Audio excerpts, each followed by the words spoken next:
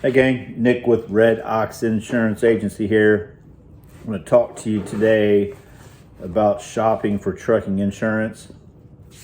In particular, shopping for trucking insurance if you already have insurance. If you're a trucker and your insurance is coming up for renewal, just like to talk about what you should be doing. What's it like from your perspective? What's it like from the trucking insurance agent's perspective? Just to give you some tips to make things smooth and successful for you. First off, let's just talk about when you should shop. Every year, I think it's in your best interest to have your insurance agent shop around to make sure you're paying the lowest rate for the coverages that you need. When should you shop insurance agents? I think you should shop your insurance agent if you feel like you're being taken advantage of, meaning your insurance agent's taking you for granted, not shopping every year to make sure you're paying the lowest rate, not providing the customer service that you need. Are they responsive? Do they get back to you in a timely manner? Are your certificates of insurance getting sent out quickly? Things like that. So, that being said, here's what you do not want to do if you're happy with your insurance agent. If you're happy with your insurance agent, don't talk to other agents. Don't give agents your loss run report or any information, because here's why you don't want to do that.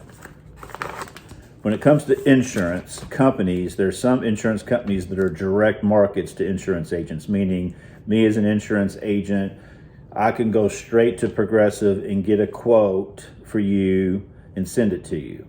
That's direct. I go direct to Progressive. And then there's other insurance companies, most of them are like this, where it's not direct. I have to go through a middleman. I have to go through an underwriter. So I send a quote request form to an underwriter at a general agency. That underwriter has access to several different trucking insurance companies, like Northland or Canal or National Indemnity, whatever. There's a bunch of them out there. And the way it works with them is the first agent to send in a completed submission is the only agent that's going to get a quote. They block the market. So for example, if I'm your insurance agent and some other insurance agent cold calls you or sends you an email saying, hey, I'd like to shop around for insurance, see if we can find you a better rate. All I need to shop around is your loss run report and maybe your deck page or whatever. They'll get the information and then they send that off to the underwriter. The underwriter sends it out to the Canals of the world, the Northlands of the world, and now they're the only one that's going to get a quote from that insurance company.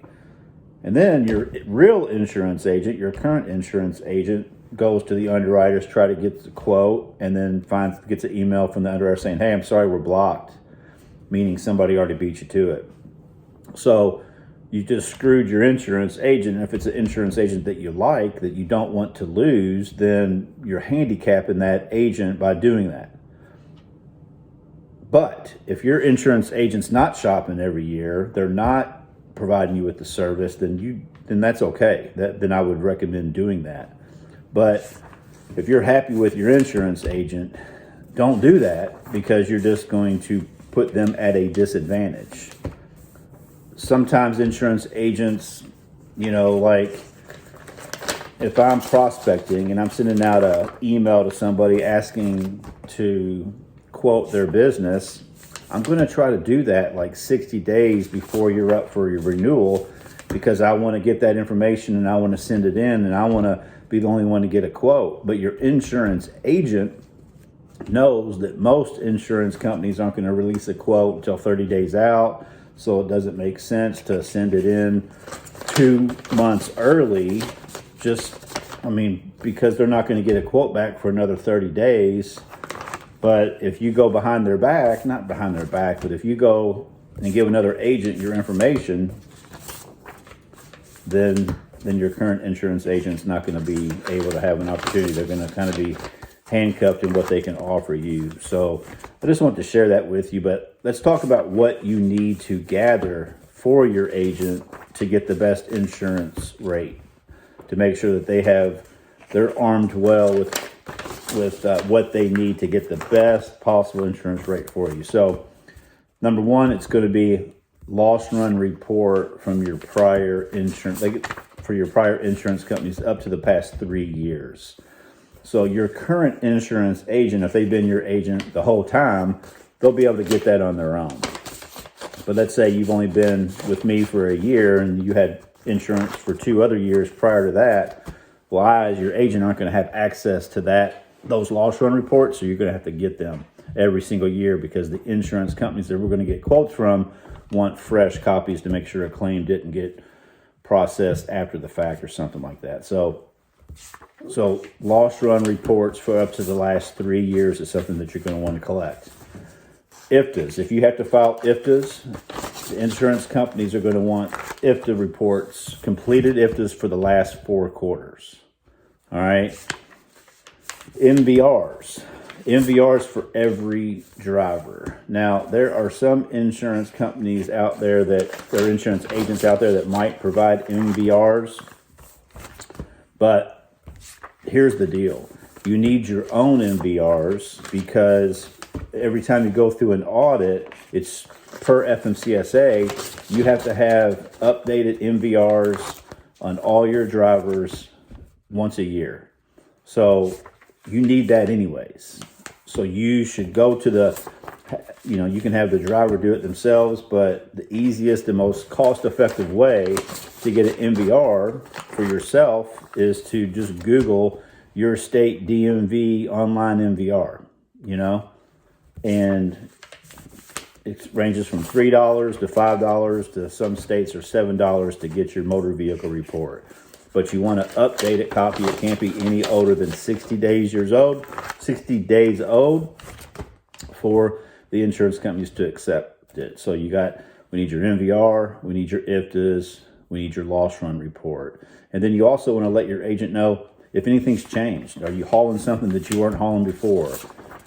What's your radius? Is it unlimited, or are you only 100-mile radius? And then also the updated equipment value. Trucks go up in value, trucks go down in value. Same thing with trailers. So if you give all that stuff to your agent, then he or she's going to be armed well to go to the marketplace and make sure that you're paying the lowest rate for the coverages that you needed. And again, I wouldn't be sharing that information with other agents that aren't your agent unless you're not happy with your agent, because it's just going to, make it harder for them to do their job for you.